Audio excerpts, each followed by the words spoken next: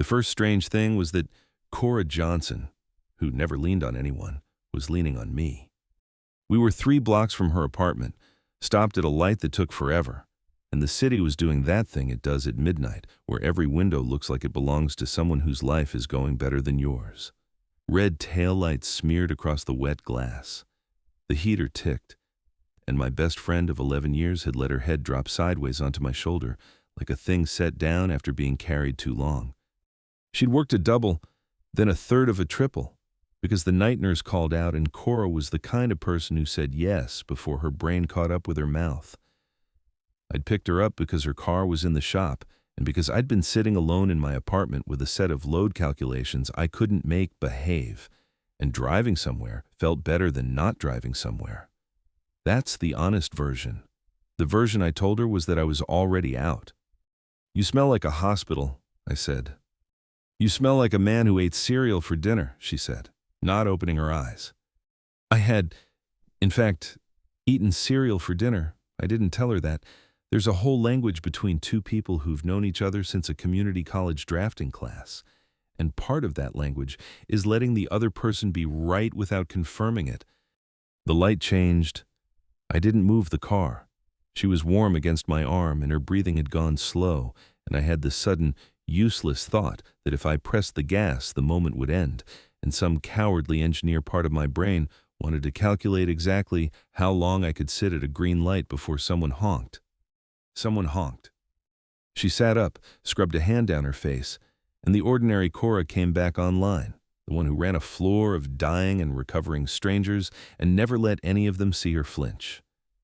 "Sorry. God, I'm garbage company."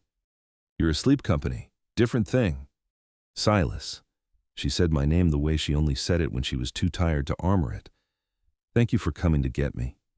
You didn't have to." "I know," I said, and drove her home, and told myself the tightness in my chest was the cereal. I walked her to her door because I always did, and she stood there a second longer than usual with her key in the lock, like she wanted to say something. She didn't.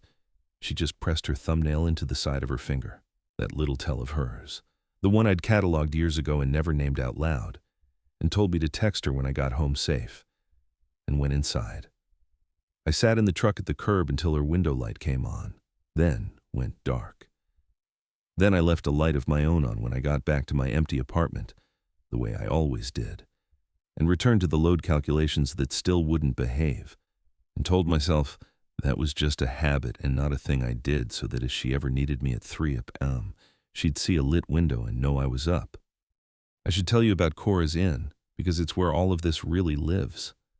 Her family owns the Ferry House, a squat brick cafe and 3-room guest house that has stood on the north bank of the river for 106 years, close enough to the old pedestrian bridge that you can hear the boards creak when the wind comes up. Her grandmother ran it, her mother ran it.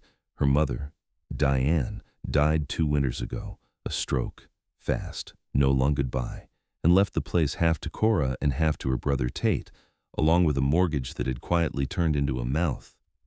I remember the funeral badly, the way you remember the wrong things. I don't remember most of what the pastor said. I remember the church's radiator knocking the whole service and thinking someone should bleed the line before it cracked, and thinking I should have eaten breakfast, and standing next to Cora while she held it together for 200 people and squeezed my hand so hard my knuckles ached. And only later, in the empty parking lot, letting go of everything into my jacket for exactly 90 seconds before she wiped her face and said, "Okay," and drove home to open the cafe because Diane would have opened the cafe. Cora nursed full-time and ran the Ferry House on her days off, which meant she did not have days off. Tate helped when Tate remembered to. There was a home equity line Diane had taken out to re-roof the guest house and a balloon payment that had ballooned, and a date in October circled on the calendar behind the register in Diane's own handwriting. She'd circled it before she died, back when it was just a due date and not a cliff, and every time Cora looked at that date, something in her face went flat and careful, like a nurse reading a chart she already knew the ending of. I knew all of this because I noticed things. It's the job. You learn to read a structure where it carries its load, where it's quietly telling you it's tired. My mentor. an old dam engineer named Hollis, who taught me everything before he retired to the lake he'd spent 40 years making safe, used to say the same thing at every site until I could recite it in my sleep. A structure fails quietly, long before it fails loudly. Listen early, and you'll never be surprised. I could read a building. I could read Cora. I was catastrophically bad at reading myself. The morning after the ride home, a boundary had moved, and neither of us said so. I know because I brought her coffee at the ferry house the next day. I do a lot of my thinking at one of her back tables. It's quieter than my office, and when I set the second cup down without being asked, she looked at it, then at me. A beat too long. She takes it with too much cream, the way someone does when they drink so much bad hospital coffee that they've stopped believing coffee should taste like anything. I'd made it the way she takes it. I hadn't thought about it. That was the problem. You didn't ask how I take it, she said. I've known you 11 years. That's not an answer. It wasn't. I opened my laptop instead of answering, which is a thing I do. And she let me, which is a thing she does. And the moment folded itself up small and got put away. The ferry house smelled like scorched sugar and river damp. It was the kind of place that had a lean in the floor by the window you learned to step around and a screen door that announced everyone. Diane's apron still hung on the hook by the pass. Cora hadn't moved them. I'd noticed, and hadn't mentioned that either. Her brother came through around 10, all charm and no follow-through, and dropped a stack of overdue notices on the counter like they were somebody else's problem. The bank guy called again. Tate said, wants to do a walkthrough. I told him we're fine. We're not fine, Cora said quietly. So don't tell him that. Tate grinned, kissed the top of her head, and moved toward the door. I've got a guy who might want to buy in as a partner. Big picture. I'm working angles, core. Your last angle cost us the deposit on the roof guy. That was a timing thing. And he was gone, off to be somewhere more fun. The screen door announcing his exit. Cora stood very still, then pressed her thumbnail hard into the side of her finger. And I watched her decide, the way she decided everything, to carry it and not say so. When's the walkthrough? I asked. Silas? When? Friday. She sat down across from me, and for 1 second the careful nurse face slipped, and I saw how tired she actually was, all the way down. I keep thinking if I just work one more shift, one more week, the number gets smaller. It doesn't get smaller. Tate thinks a partner rides in and saves it. I think the partner takes half of what's left of Mom. She turned Diane's salt shaker a slow quarter turn on the table, a thing to do with her hands. I don't even know if I want to save it or if I just can't be the one who lets it go. I wanted to fix it. Every wire in me was already reaching for the load path, the leverage, the way out. But she hadn't asked. So I did the only useful thing I know how to do when someone I care about is drowning and won't take a hand. I stayed. I ordered a scone I didn't want. I opened my calculations and let her sit in the quiet next to me. 2 people doing separate quiet things in the same room, and after a while her shoulders came down half an inch, and that was the whole victory of that afternoon. And it was enough. Before I left, I noticed the lean by the window had gotten worse. The sill had pulled a hair from the frame, the sign of a joist starting to go soft underneath. I didn't say anything to Cora. I just crouched, put my hand flat on the floorboards, felt the give, and made a note to come back with a jack and a sister beam on my own time. She had enough failing structures. She didn't need me handing her another one. There was a night in there I haven't told you about, a week or so after the ride home, because at the time I didn't know it was going to matter. The river came up, not a flood, a hard 3 days of rain that put the water 2 feet over normal and shoved a raft of storm debris downstream, branches, a dock section that had torn loose upstream, someone's lost cooler. It all came grinding down toward the Delaney Bridge, and around 10 at night the county's on-call line rang, and it was me, because I was the one who'd assessed the span. And there was a real chance the debris raft would pile against the piers and load them sideways in a way a 100-year-old bridge was never built to take. I called Cora on the way because the ferry house was 50 yards from the North Pier, and I wanted her awake, and I wanted her out if it came to that. This is where my job actually lives, by the way, not in the heroic version, in the boring, correct version. I didn't run onto the bridge. You never run onto the thing you're worried about. I set up on the bank with a spotlight and a two-way, and I talked the county crew through it step by step, where to stand, where not to, how to work the debris loose from the upstream side with pike poles so it floated past instead of packing in, which pier to watch for scour at the base, clear, sequenced, calm, do this, then tell me what you see.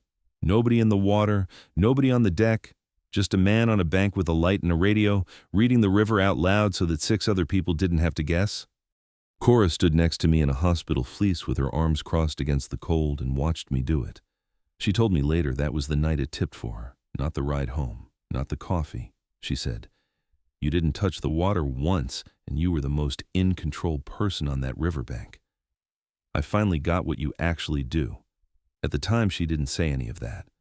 At the time, she just held the spare flashlight where I pointed and read me the water level off the pier gauge every 10 minutes in a steady voice. The two of us working the same dark problem from the same cold bank. And when it was over, and the debris had passed and the piers held, she handed me a gas station coffee she'd gotten from somewhere, and we sat on the tailgate, not talking. Both of us soaked. And it was, I realize now, the second time she leaned on me. She just did it sitting up, shoulder to shoulder, where neither of us had to call it anything. The bridge is where my half of the trouble started. I do infrastructure assessment for the county, bridges, culverts, the unglamorous bones of a city that everyone drives over and nobody looks at. That week I'd been assigned the old Delaney pedestrian bridge, the one that arcs over the river 50 yards from Cora's front door, built in 1931, beloved on every postcard the town ever printed. Also, when I got under it with a flashlight and a pick, quietly dying. Let me tell you what that morning actually looked like, because this is the part that matters. I went down the bank at 7, before the cafe opened, before the light was any good, harness on, and clipped into the underside of the deck. The river ran cold and brown under me. I started at the north abutment and worked the truss connection by connection, the way Hollis taught me. You don't scan a structure. You interview it, tap the steel and listen. Sound steel rings, rotten steel thuds, a dead flat note like knocking on wet cardboard. The gusset plates at the first 2 panel points rang fine. The third one thudded. I got my pick into it and the tip went where a pick should never go, through a scale of rust into a pocket of nothing. The steel behind it delaminated into rusty leaves. Section loss. On a pin connection. On a fracture-critical member, which is the engineer's phrase for the piece that, if it lets go, takes the whole span with it. No backup, no redundancy, no second load path to catch the failure. I scraped, measured with calipers, photographed with a scale bar in every frame, logged the readings. Then I did the second panel, then the third. The pattern held. The bridge looked, from above, like 100 years of fine. Underneath, it had been failing quietly for a decade, and nobody had put a hand on it and listened. I ran the numbers 3 times because I didn't want them to be true. A structure that carries pedestrians during a festival, and the Harvest Festival was in October.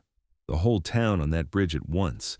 The same bridge on the same postcard as Cora's Inn needs margin. This one had eaten its margin. I sat in my truck with rust on my fingers and Hollis's voice in my ear. Listen early. I was listening. I did not like what I heard. I wrote it up, a clear, stepped assessment, the finding, the readings, the risk, the recommendation to close the bridge for the festival and post a load restriction until repair. I sent it to my project lead, a man named Garrett Voss who'd been passed over for my last promotion and had not, let's say, made peace with it. Garrett read it in about 90 seconds and told me to soften it. The festival's the whole county's revenue, he said, leaning in my doorway with his coffee. Comfortable. You close that bridge, you close the North Bank, every business over there. You want to be the guy who killed the festival on a maybe? It's not a maybe. It's section loss on a fracture critical member. I've got calipers and photos. It's your interpretation of section loss. He smiled like we were friends. You know how many old bridges are technically deficient? Half the county. We'd never open anything. Rerun it with the standard optimistic assumptions. Everybody does. Give me a number I can live with, and we all keep our festival and our friends over on the North Bank. The way he said North Bank, he knew where I spent my afternoons. He'd already found the soft joint in me and put his pick in it. Here's where I want to tell you I told him no on the spot. I didn't. I said I'd look at it again. Because Garrett had my performance review in his hands and a transfer to the regional office dangling over my head. The promotion I'd wanted for 3 years. The one that would finally make me somebody instead of the kid Hollis pitied into a job. And because underneath all my competence, there is a thing I've never fully outrun. A voice that says you got where you are by luck, and the moment anyone looks closely, they'll see it, so don't make anyone look closely. I drove to the ferry house to think. I did not tell Cora the bridge was 50 yards from failing. I sat at my table and I let her refill my water and I said nothing. And that silence is the thing I'm least proud of in this entire story. That was a Thursday. Friday was the walkthrough. I came in the morning under the excuse of fixing the floor, which was true, and the real reason, which was that I didn't want Cora to face the bankman alone with only Tate for backup, and Tate for backup is a screen door in a storm. I had the jack and a sistering beam in the truck. I got down under the window with a headlamp while the coffee urn gurgled, found the joist gone punky with old water damage, and started jacking it up a careful 1/8 turn at a time. You don't force a sag joist level in one go. You work it up slow over days or it splits. Same as you don't force a seized bolt. You work it loose. Cora crouched down next to me with 2 cups. "Tell me what I'm looking at," she said. "Not what can I do. Tell me what I'm looking at." She wanted to understand it, not be rescued from it. So I showed her. I put her hand flat on the subfloor and had her feel the difference between the solid run and the soft span. And her eyes did a thing I'd only ever seen when she talked about a patient turning a corner. "Hand me that," I said, nodding at the beam. And for the next hour we did it together. She held the level and read me numbers off it. I set the sister beam. She drove the lag screws where I marked while I held the load on the jack. Both of us cramped under a 100-year-old floor with sawdust in our hair, not talking much, working the same problem with 4 hands. At one point she laughed, a real one, surprised out of her, because I'd bonked my head on the sill for the 3rd time and sworn at the building like it had feelings. The laugh landed in the middle of everything heavy and just made room. Then we went back to work. That hour fixed maybe $40 of lumber. It was the best I'd felt in a month. Then the bankman arrived and the good hour ended. He was fine. Actually, not a villain, just a tired man named Renner with a clipboard and a job. But he walked the property writing numbers, and I watched Cora do the thing she does, the bright false voice, the one she uses on patients' families when the news is bad and she's carrying it for them. "We've got the fall season coming," she said. "The festival brings a lot of foot traffic right past the door." And I felt my stomach drop through the freshly sistered floor, because I knew something she didn't. There wasn't going to be foot traffic past that door.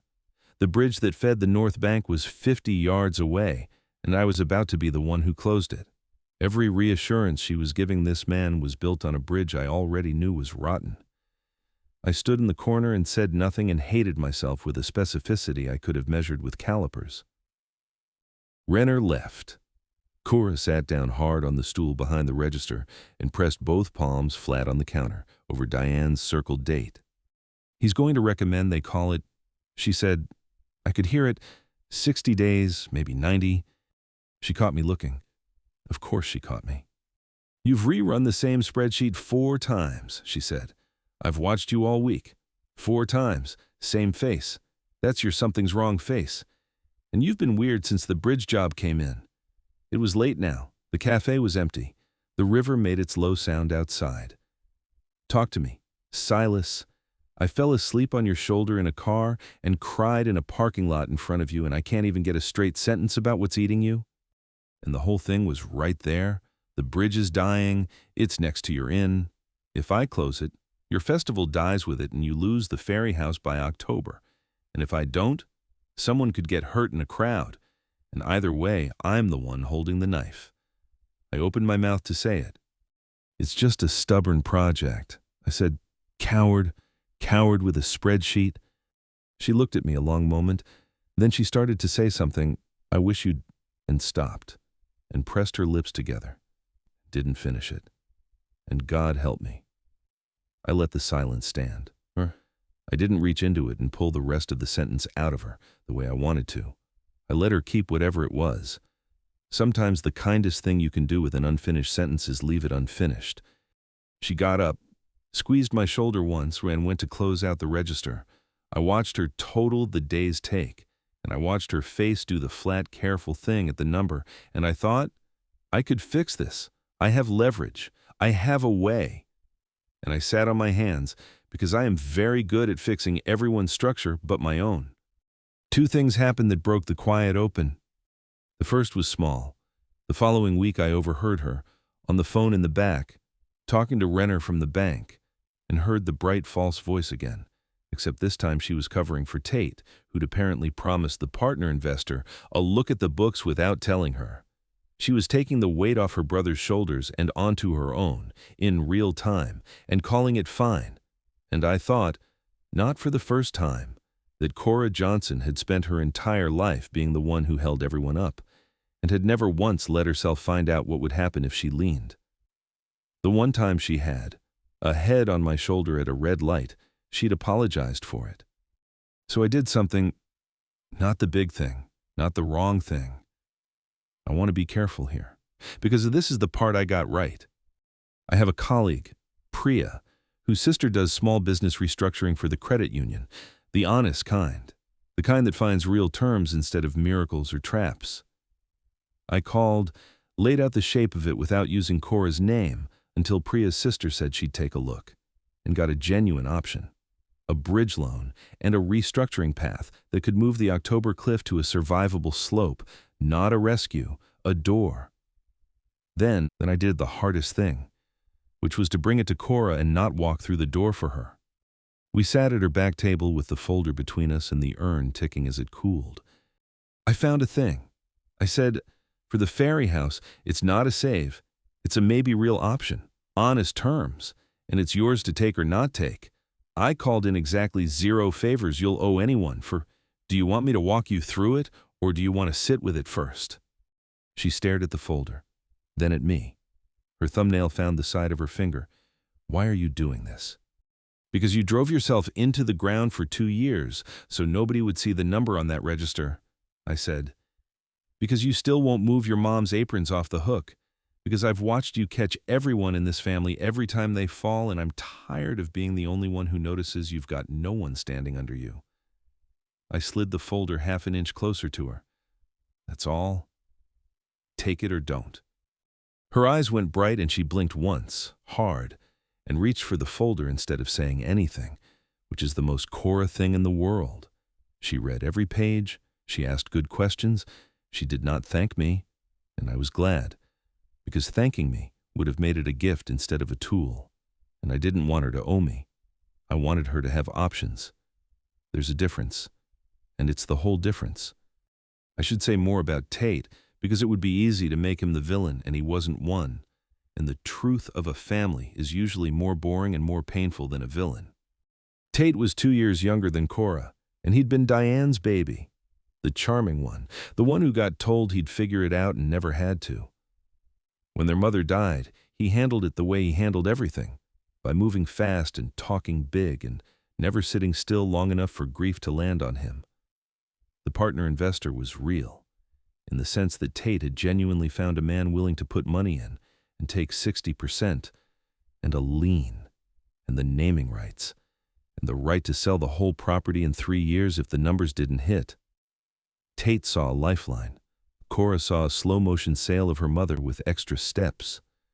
They'd been having the same fight for a year, each convinced the other was the one who didn't understand. I got dragged into the middle of it exactly once, at the back table, when Tate showed up while Cora and I had the restructuring folder open. He looked at it and looked at me, and something in his face went hard and young. "So you're the fix now," he said. "The neighbor with the calipers rides in. Great, real subtle." And I understood, in a way I hadn't, that to Tate I was one more person telling him he'd failed his own family, that every good thing I did for the Ferry House was also, from where he stood, a mirror. So I did the thing that cost me something to do, which was to shut up about the folder entirely and say, "It's not my fix, it's hers, and half of it's yours, which means it doesn't move an inch without you.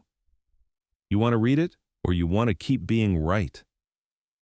I slid it to his side of the table and left them to it and went and stood by the river.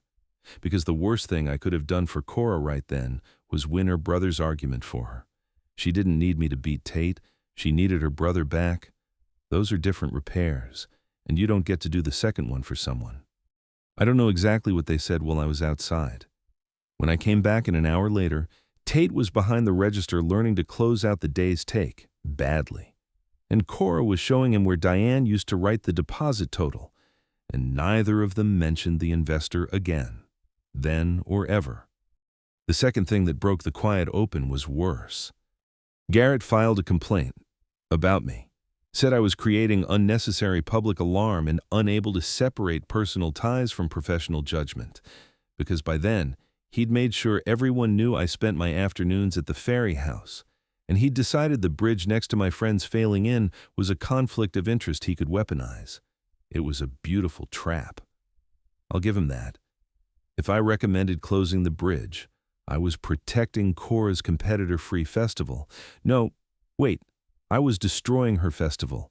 He'd argue whichever hurt me. If I didn't close it, I was negligent. Every move I could make, he'd already colored crooked. And the transfer I'd wanted for 3 years was suddenly the bait. Disappear the report, take the promotion, vanish the whole problem into a nicer title 2 counties away. He came to my office to offer it as mercy. Sat on the edge of my desk. Take the regional job, Silas. Clean slate, better money. Out of this whole mess. Just let the bridge finding get revised by whoever inherits your desk. You never have to be the villain. You never have to close a beloved bridge or explain yourself to your friend at the cafe. You just walk away and go be important somewhere else. That's not cowardice. That's a career. I want you to understand how much I wanted to take it. Not the promotion, the out, the permission to be someone who mattered without having to stand in a room and be the man who ruined the festival, who closed the bridge, who was underneath the hard hat. Still just the kid Hollis pulled out of a drafting class and nobody else ever expected anything from. Garrett had found the exact rusted joint in me, the unworthiness, the certainty that I was one close look away from being found out, and put his pick right through it. I told Cora that night, all of it, finally, the bridge, the section loss, the festival, the trap, the offer, the years of feeling like a fraud with good calipers. We were in my truck outside the Ferry House, the river black beside us, the dashboard light the only thing on. And I laid it down like a set of drawings and waited for her to hate me for sitting on it for 3 weeks. She was quiet for a long time. Then she leaned across the console and put her head on my shoulder, the way she had that night after the double shift, except this time she was the steady one, and I was the one coming apart.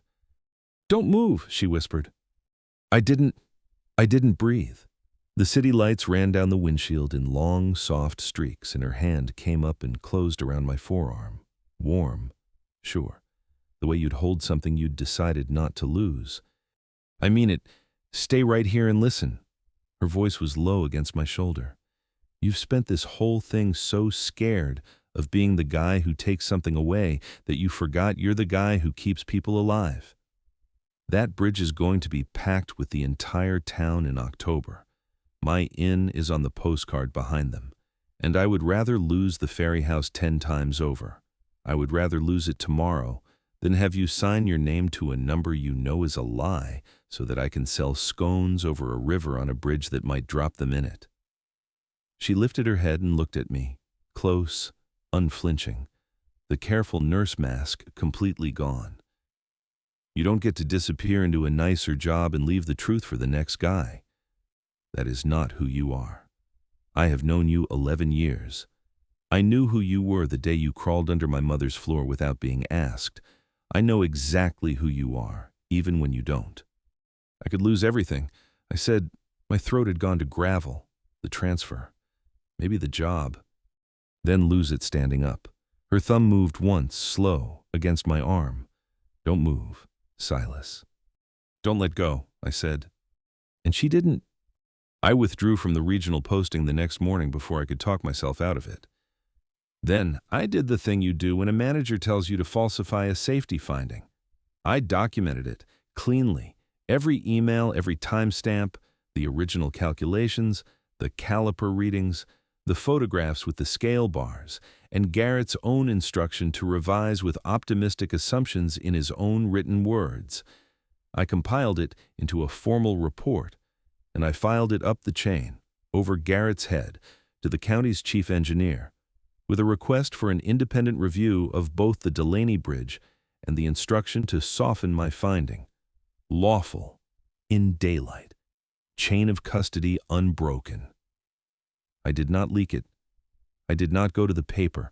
I did not weaponize Garrett's own quiet history the way he'd weaponized where I ate lunch. I just told the truth in the correct room. I asked Cora to be there when I hit send, not to fight my fight, it was mine, but because she'd earned the right to see it end, and because after 3 weeks of sitting alone with it, I didn't want to be alone in the room when I finally stood up. She sat beside me at my kitchen table, didn't touch the laptop, just put her hand on the table next to mine, close, not on top. And when I sent it, she said, okay, the same quiet way she'd said it in a funeral parking lot 2 winters before. And I understood that okay was the strongest word she owned. The independent review took 11 days.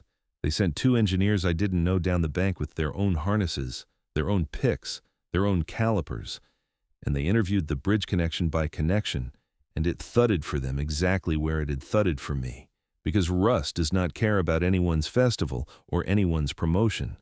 They confirmed the finding in full. The Delaney Bridge was closed for structural repair. Garrett's written instruction was in my report, time-stamped, undeniable. There was a quiet meeting I wasn't invited to, and after it, Garrett was reassigned to a desk where he would never again hold the pen over someone else's safety review. I didn't gloat. Hollis never gloated. You don't throw a party for finding the crack. You just stand there quietly grateful that you listened early enough that the crack was still only a report and not a headline with names in it. The county board held a public session about the festival, and the whole North Bank packed the hall, braced to watch me be the man who killed it. I stood up instead with a stepped plan, laid out the way you lay out anything you actually want people to follow. Keep the bridge closed and safe, move the festival to the South Bank and the town square, reroute the foot traffic, and this next part was Cora's idea. And I made sure the room knew it was Cora's idea by handing her the microphone and stepping back, run a free shuttle loop that made the ferry house and every North Bank business a stop. So the day that should have ruined them carried them instead. She stood in front of 200 people and made the case for her own livelihood without once letting it sound like a plea for charity. She was precise. She was warm. She was the most competent person in a room full of officials. And she was a nurse who'd never given a public presentation in her life. And I watched a hall full of strangers quietly decide she was right.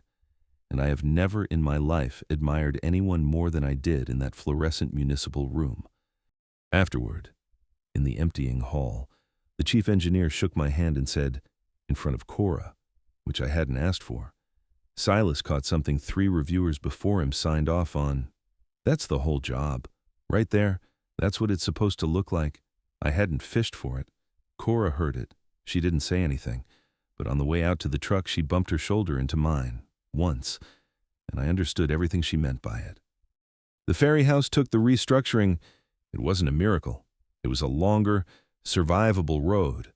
The balloon payment reshaped into something a nurse and a distracted brother could actually carry over years instead of weeks. October's circled date lost its teeth.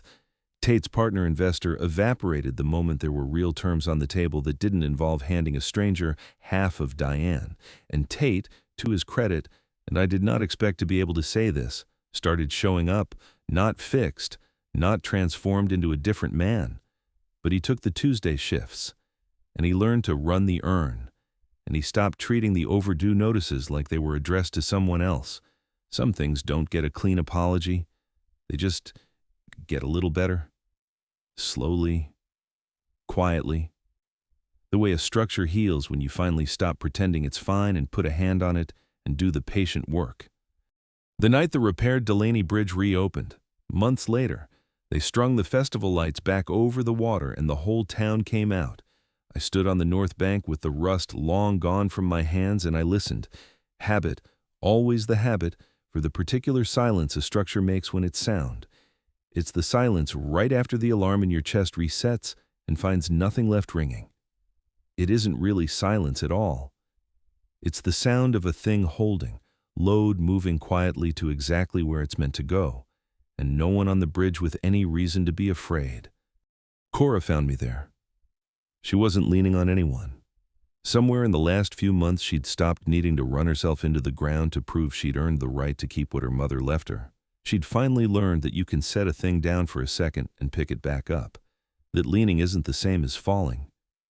She took my hand in front of half the town, her staff, Renner from the bank, Tate at the urn, the chief engineer, the whole North Bank she'd fought for.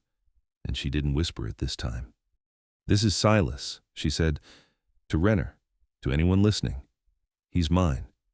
He's the one who wouldn't lie, even when the lie was easier and the truth cost him a promotion. Then, only to me, quieter, under the lights. Don't let go." "Never was the plan," I said. We walked out onto the new bridge together, the fresh boards solid and true under our feet, the river doing its low sound below. And I thought about Hollis and his 40 years of listening early to steel and water, and I finally understood the whole of what he'd been trying to teach me. The bridge held beneath our steps.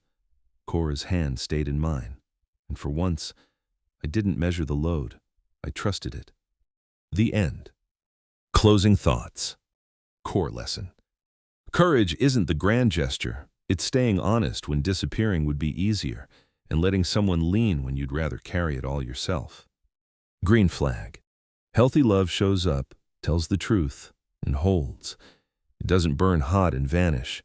It carries load quietly, every single day, the way a good bridge does. Question for viewers. What's the bravest thing someone ever did for you just by staying? Tell me in the comments, and please like and subscribe so we can share more stories like this.